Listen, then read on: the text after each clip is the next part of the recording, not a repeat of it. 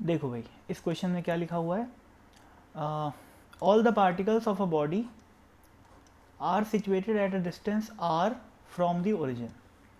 तो मान लेते हैं यहाँ पर ओरिजिन है और सारे के सारे पार्टिकल्स जो हैं वो आर डिस्टेंस पे हैं, ठीक है। तो ये सारी के सारे डिस्टेंस क्या है, आर है।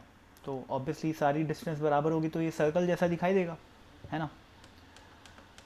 अब देखो यार, इसमें ऐसा कुछ कमेंट नहीं किया है कि एक पार्टिकल है कि दो पार्टिकल है कि 5 है कि 10 है कि बहुत सारे हैं, ऐसा तो कुछ लिखा नहीं है, इस बात को ध्यान रखना। अब क्या लिखा हुआ है, distance of the centre of mass of the body from the origin.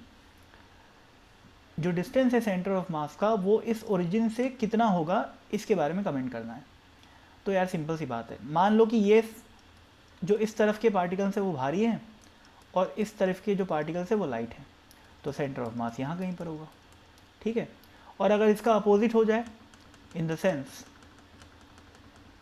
ऐसा हो जाए, यहाँ पर भारी है मान लो और यहाँ पर लाइट है, तो सेंटर ऑफ मास यहाँ कहीं पर आ जाएगा।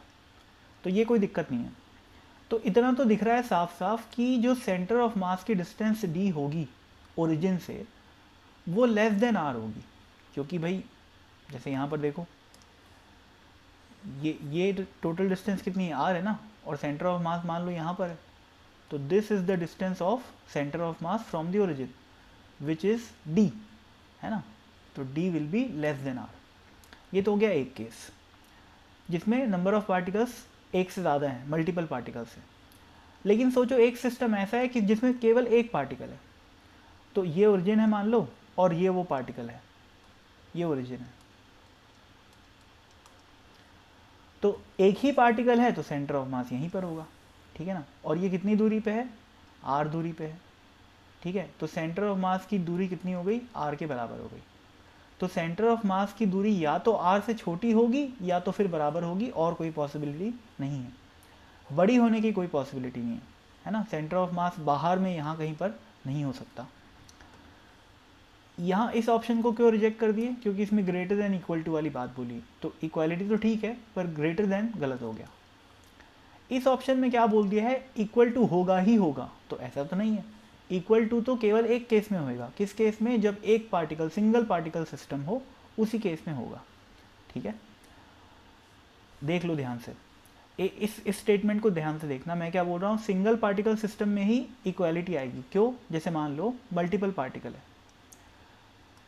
तो मान लो ये खूब भारी पार्टिकल है, अब यहाँ पर 2-3 पार्टिकल भी हैं मान लो जो कि बहुत ही लाइट है वेट में, बहुत कम मास के, फिर भी वो सेंटर ऑफ मास को यहाँ रहने नहीं देंगे, थोड़ा तो अपनी तरफ उन लोग खींच लेंगे।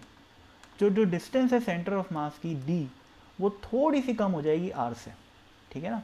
तो इक्वालिटी केवल सिंगल पार्टिकल सिस्टम में पॉसिबल है। तो ये तो एक्स्ट्रा ज्ञान था, है ना। तो मतलब ए ऑप्शन इसलिए नहीं होगा, ये समझने वाली बात है, ठीक है। तो क्या क्या पॉसिबल है, या तो लेस देन या फिर इक्वल टू, तो B will be the right answer, ठीक है, ख़त्म। Thank you.